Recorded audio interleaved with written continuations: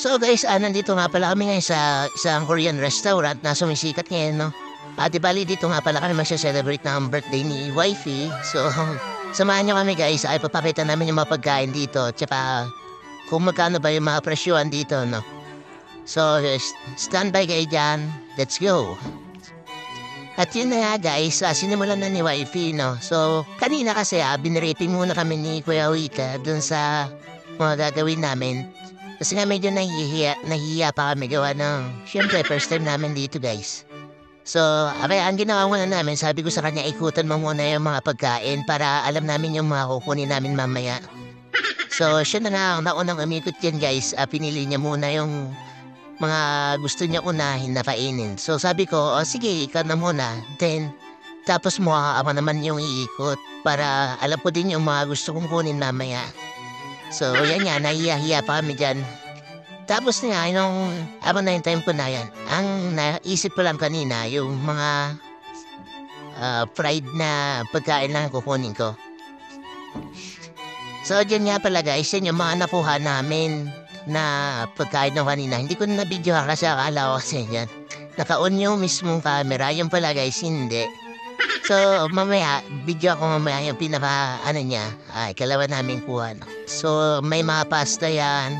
So, halo-halo, may karne, may crabs, may hipon din yan guys, sa ilalim lang. Tapos yung parang maling. Yan, so iba-iba din yung mga gulay na halo-halo. Marami pa doon kasi malam din namin kinuha. Kasi sabi ko, yan muna kasi baka mag-iba yung lasa niya. So, ayun nga, maganda masarap din yung pinapasos na tinimpla kanina ni Kuya kasi mamili ka nga daw kung maanghang o hindi naman. So, pinili namin yung konti lang, medium lang na.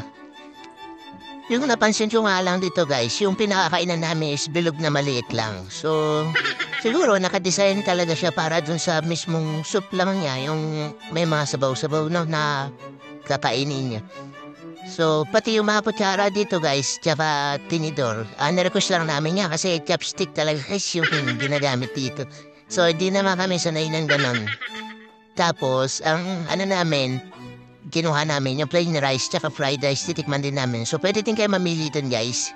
So, lahat naman nandoon na. So, ito din, yung pinaka-parabs niya, yan. Tapos, ewan ko ba, may mga iba't ibang mushroom din yan, tapos pasta na ulit. So, binigyan ko talaga yan para medyo matakam-takam naman kayo guys. So, ewan ko kung matatakam kayo o hindi. So, paano na kayo? So, ayun nga yung pat na sinasabi ko, mainit yan guys. So, pagkasalop niya dyan, ayan. Talagang mapapahipan kayo dyan na konti. Ayun nga guys, di bali pangatlong kuha ko na yan. Kasi kailangan talaga natin ubusin to. So, bawal dito magtira guys. Kasi may additional na bayad yan. So, maliban na lang dito guys sa cheese natin. Kasi hiwalay na order to. Pwede natin i-take out mamaya pag di natin naubos. Yan. So, tinry nga ni wifey yan guys. Sticky. Napakasarap guys. So, satisfied naman talaga yung lasa dito guys. Masarap na masarap. Yan. Lapit ko na ito maubos. So, na guys, naubos na namin halos. Maya-maya, kukuha uli kami para sa second round. Di ba kukunin naman namin yung mga prito naman guys, no? Tsaka yung iba pang menu dun sa mismong lagayan mamaya. So, bebele lang uli kami. Katatapos ko lang dito guys, di bali yan. So, ubos naman guys na. Nihintay ko na lang guys si YP para sa second round namin. So, kukuha na kami dun, makikita namin mga fried o ano pa mga pwedeng tikman dun lahat. So, yung lalaki nga pala na pwede mong dalhin doon, itong malaki. Yan, kahit anong kunin mo doon, pwede. Pag samasamahin mo dyan. Yung maliliit naman guys, pwede siguro yun. Gamitin niya pagka mayroong laman pa yung kabila. Pero tansyahin niyo lang guys, kasi nga, pag di nyo naubos tuloy, kasi napakarami talaga guys. Na pwede nyo kainin dito, yan no. Yan. Tapos ito pa, hindi pa guys, mga iba't iba. So, ito na muna ang babakbakan namin na pangalawa. Yan, mga fried naman. So, marami yan. Kahit anong kunin mo dyan, kahit ilan pa. So, So sinabi ko na kay YP din guys na yung maliit lang kunin namin para matikman namin lahat kasi nabusog ako doon sa una namin ginawa. Ang dami kasi dahil pala konti lang. So, maganda dyan, kukunin nyo mga tagda-2 piraso katulad ng ginawa namin. Kung hindi nyo naman talaga na intensyon na kumain ng marami. Yung gusto lang kasi namin guys, matikman lang siya. So, padala-dalawa lang yung binuha namin dyan. Yan. So, takam na ako dyan guys sa puntong yan. So, itsura pa lang kasi guys, talagang masasabi mong masarap na. Maalaman na lang mamaya guys sa pagmukbang natin na sa table natin. So, ayan. Hanggang lulok muna tayo. Hintayin na lang natin para hindi naman medyo nakakahiya na. Diyan pa. So, di bali nga ito guys, yung dessert. Yan. Babalikan natin yan guys mamaya sa 3rd round natin. Yan. Sushi, mga ganyan. So, meron din pala sila ditong fish cake. Well, fish cake guys to. Tapos may mga sauce din sila. Ayan, curry sauce. Ang dami. So, nakakaumay din kasi yan guys. Kasi yung mga pinuha ko kanina, meron na rin yun. So, pinakita ko na sa inyo yung mga pwede niya pang kainin dito na. Tsaka ilagay.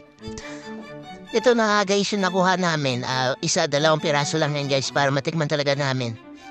Lahat. So kasi bundat na rin kami. So piniliting mga guys ni YP dyan para hindi naman ganong pangit tignan. Mamaya pagkawin nakain namin. So sabi ko kung may i-plate pa naman dito kuha ka na ng isa pa. So para naman doon sa dessert. So yan babalikan namin guys yung 3 pagkuha namin. So, yan, sa likod lang ako, back up. So, ang kukunin lang talaga namin dito guys is yung prutas. Pero, kung sa inyo naman, kung trip nyo, kukunin nyo di lahat yan. So, may kamuting matamis daw yata yun. Tapos ito, yung parang pasta pa rin. Pero di na ako mukha yan kasi naumay na ako doon sa pasta. Yan, japchae man. Sabi ko kay YP, kung medyo madami-dami yan kasi pamontra na rin. Sabi niya na high blood. So, ayun nga yung fish cake pala, fish cake. Fish cake. So, ayan. Tapos, tuwali nga kukunin ko yan saan na kaso nahiya na ako natanggal sa stick. So, hindi na ako kumuha niyan. So, ayan, meron na sina Doki hotdog. So, iba yung hotdog na dito, guys. So, ayan nga, guys. Mga sushi ata, ano. So, ayan na, guys. Lahat ng mga nakuha namin, no. So, ready na tayo sa 2nd round ng kainan. So, mapapamukbang na naman tayo dito, guys. So, time check kasi may oras din dito, guys, ng pagkain. Kaya kailangan, bago maubos yung oras natin, ubos na rin natin yung mapagkain dito. So, speaking of time, inunahan ko na dyan, guys, kumain. Kinagat ko na dyan, guys, yung fried chickens, naman ako ng cheese. So, sobrang sarap talaga, guys, ang pagkain dito. So, kung natatakam na kayo dyan, guys, yun, punta na kayo dito, guys, sa Tansa, Cavite. So, ilan pa lang kasi, guys, yung branch nila rito sa Pilipinas na meron. Paalam ko kasi may 5 pa lang eh. So, yun. Adi, ayan na, guys, pati si YP kumain na, minapabakan niya na rin. So, overall naman guys, masarap talaga. At yan na, tapos na nga namin guys, pati yung dessert. So, yung drinks dito guys, kayo rin kukuha. Unlimited din guys, mamimili lang kayo. So, di ba si YP kumuha muna siya ng tubig kasi nga, yun ang trick niya. So, may iced tea din sa kabila, juice, kaya kuha ng yellow. So, dito ako sa may mga soda muna. Yan. So, titikman ko muna yung Pepsi. Minsan lang naman to guys. Minsan lang tayo mag-Pepsi. So, Pepsi, baka naman. So, ayun na, huling pinaka-subo na lang namin yan guys. Kasi nga, talagang busog na kami sa sobrang dami namin nakuha din. Tsaka sobrang sarap na pagkain dito. Yan. So, nap out na guys. Yan na yung mga simi namin. Ubos na ubos. Pati yung soup. So, etong natitira guys na cheese. So, mamaya-maya, hiwalay naman yung bayad namin yan. Titake out na lang namin yan guys. So, sayang kasi ang dami pa. Masarap pa yun na maya sa gabihan. So, kung magtatanong kayo guys, yan. Dito yan sa may Doki. Korean restaurant dito sa Tansa. So, yan na guys. Nasa video na yung mga paraan. Pag nandito kayo. Okay, tingnan nyo na lang guys sa video.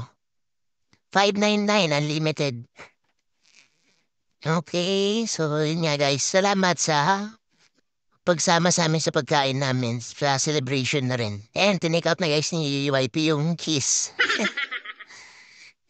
So, di ba dito nga guys, umuhuli ako dyan ng drinks, no?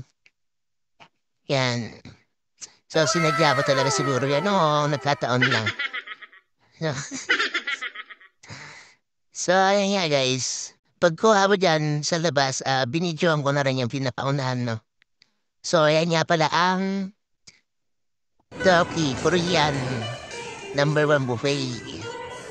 Dito lang yan sa may Tansa, Cavite.